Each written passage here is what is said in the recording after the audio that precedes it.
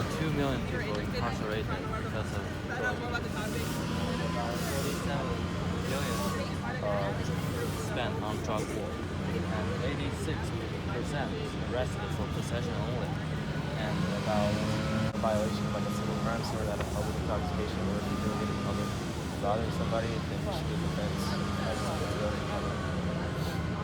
Yeah, I know. Yes. Alright. There are some negative effects. 2 million people arrested because of drug use, and about 47 billion spent on drug war, and 86% were arrested for drug possession only, and about 200,000 students lost their chance to get financial aid because of drug use.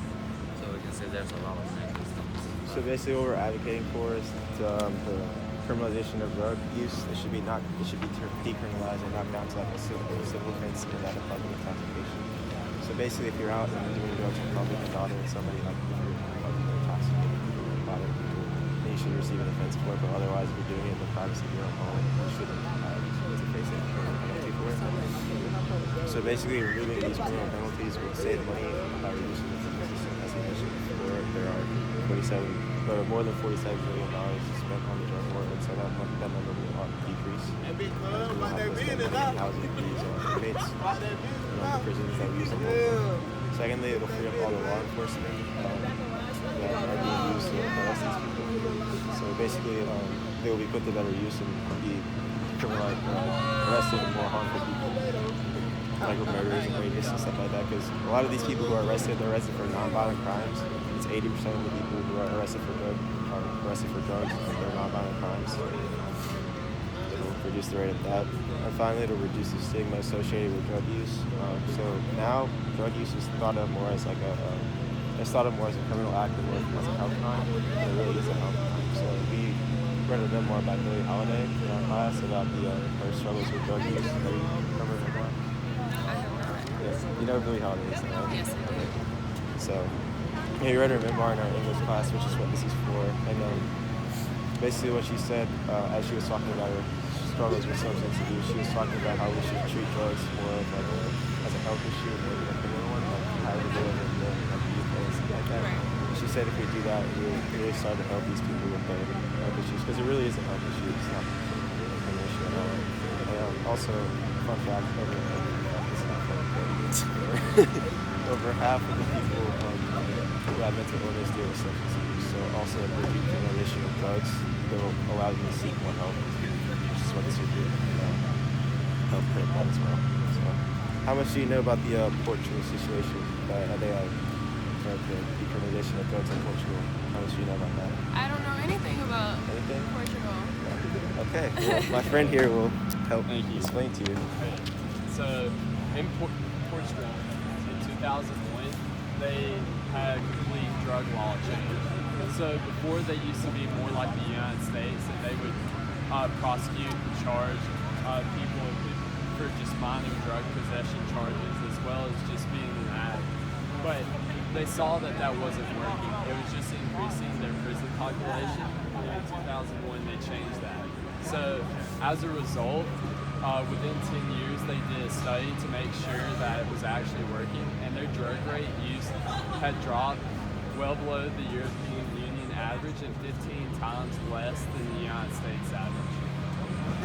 And people were more likely to seek out treatment when it was decriminalized because they weren't scared to be prosecuted. So now they are have a 60% increase in treatment. So that shows if we were decriminalized, that people would be more likely to seek help and there would be less as a result.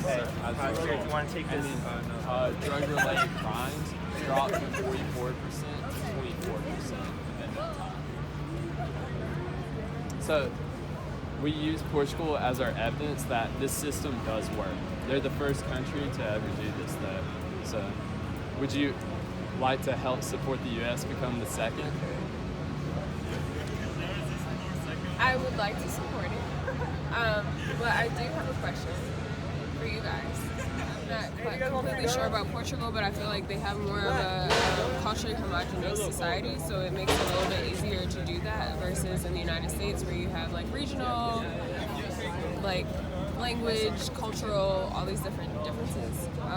So I guess my question is, well, actually I have two questions. Do you think that that plays a role in the reason why Portugal was so successful with doing these things? Are you talking about why it was like a, I guess what I want to say, federal? Yeah, like why it was easier for them to federally do it, but then also get like the actual people involved to make the shift themselves to like go get help too. That's a good question. But you said this hand out some like kits or something like that to help them so seek treatment. they're just more involved with helping out. So they have these drug aid kits that they pass out to people. They don't support drug use, Right. but they still want to give out clean needles so people aren't using the same needles, risking HIV, AIDS infections, and by doing that, people are more likely to come around to the like actual drugs being decriminalized because the state actually wants to help. And if we had that in the United States, like decriminalize at a federal level and then have the states more focused on actually helping, but it'll take more federal money to pour into those drug aid kits. Yeah, so back to what you were saying about the federal thing. It's going to be a federal-wide mandate. It's not going to be like a state-level thing like it is now for like marijuana or something like that. And the reason why we want it to be like that is so that the federal government will have full control over it, and that way it'll just be easier to mandate all throughout the states. And just kind of have them like funnel it down to the states because they don't have the politics of the federal law, and then have them kind of funnel it down into their communities, piece by piece. Hope that answered you. Yeah, it did. So based on what you just heard, would you be interested in helping us? Sure. Criminalize drugs. So yeah, so if you take your flyer and if you scan this QR code right here, it'll take you straight to the DPA's website and have a petition there that you can sign.